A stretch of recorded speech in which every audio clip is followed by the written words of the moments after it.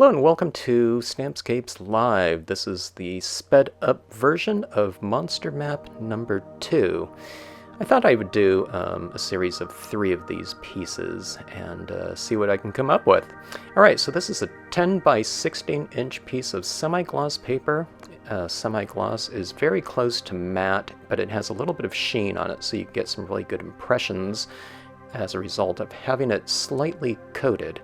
Right, so around the dirt road we've stamped some of the grass texture, and I've stamped in some of the Greco-Roman columns out of the Greco-Roman sheets here. And here is sedge cluster here, kind of stamped 4 times to create that little pond area that we can put, I don't know, some little creature coming out of.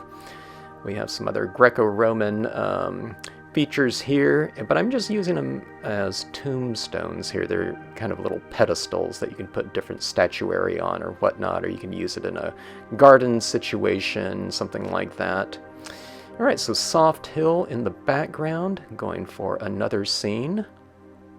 Alright, and I can use my little digging pair of people from 100 Proof Press, and there yet is another pedestal going back in the distance. This is the cobbled path here, flanked by tree trunk and tree trunk trio. Alright, so what I'm doing here is I'm kind of creating different scenes here, you know, kind of like a little map, or you can call it a game board or something like that. But the big trick in doing all of these different, separate scenes is how are we going to blend them together. So I'll get them all stamped out first, and then I'll use a series of filler images in the form of rocks and grass textures and so on and so forth. And those things, in terms of, at least with this map, really brings them all together, and I'll show you how I bring all of these, I don't know, it's like maybe 5 or 6 scenes all together here in the next couple minutes.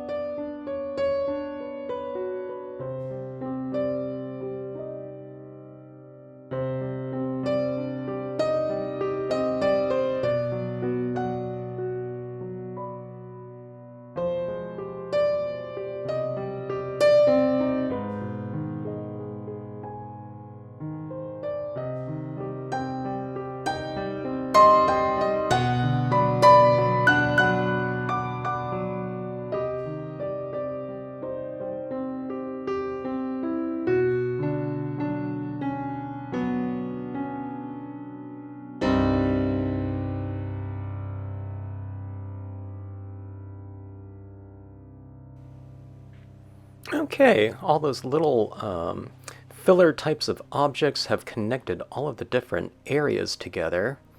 And now what I'm doing is I'm going in and adding in all of those little extra characters that we're going to introduce into the scene, plus a fairly dominant section up at the top portion in the form of the moon, and then I'll add in some clouds up there as well.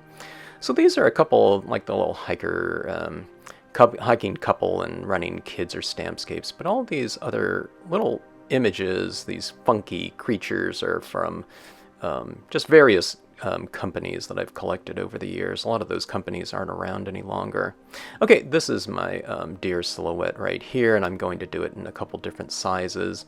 It's just a cute little deer, you know, that you can have in a scene, but if you do them in the shadows with glowing eyes, it suddenly turns into, you know, you can turn any animal from something nice and cute to something ominous if they are kind of in the dark with, you know, silhouette and glowing eyes going on. So it's kind of fun to play around with this type of genre and to get, you know, kind of extend the use of all of your different stamps in a different and extra, you know, creative way. Okay, going on with some little bit of extra textures now that I know where all of my little creatures are. And then what we'll do is we'll start coloring our piece.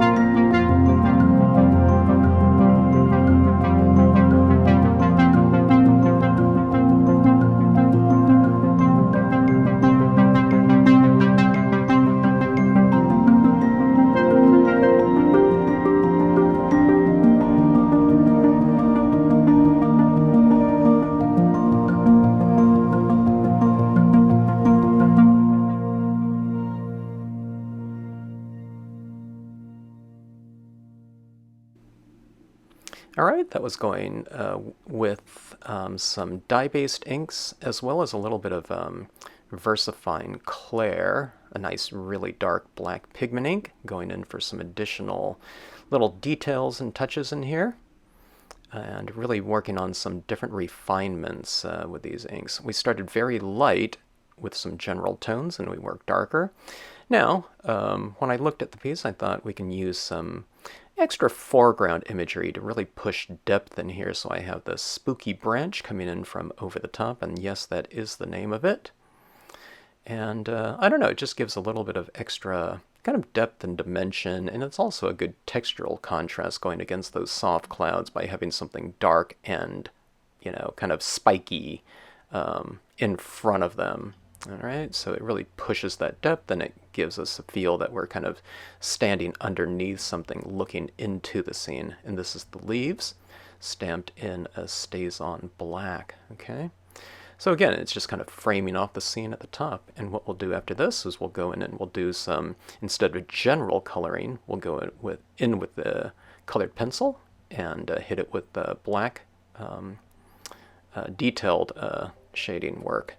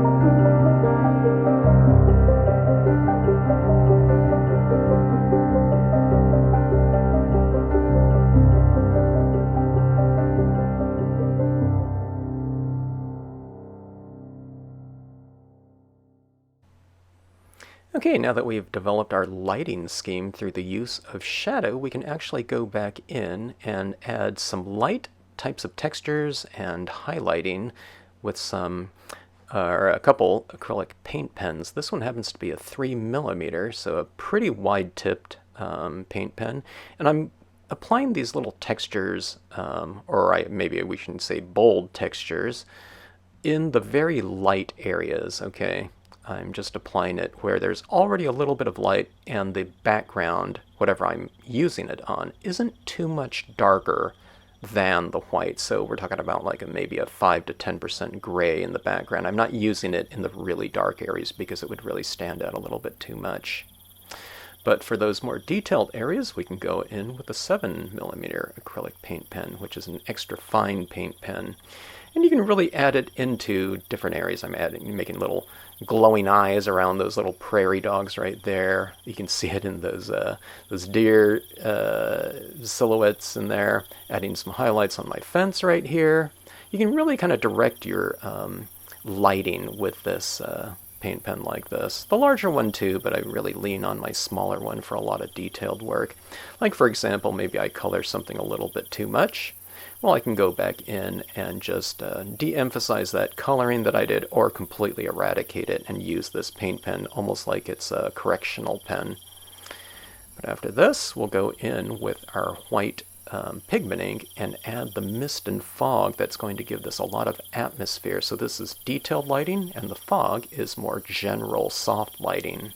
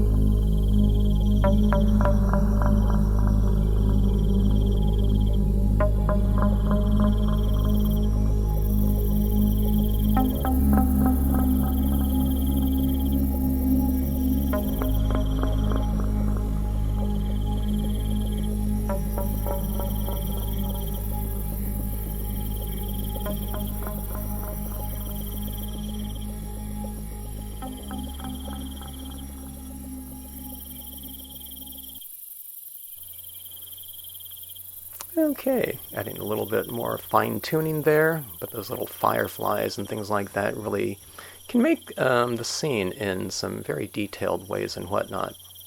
Okay, that's Monster Map number 2. Stay tuned for Monster Map number 3. Thanks so much for watching, and hope you enjoyed it.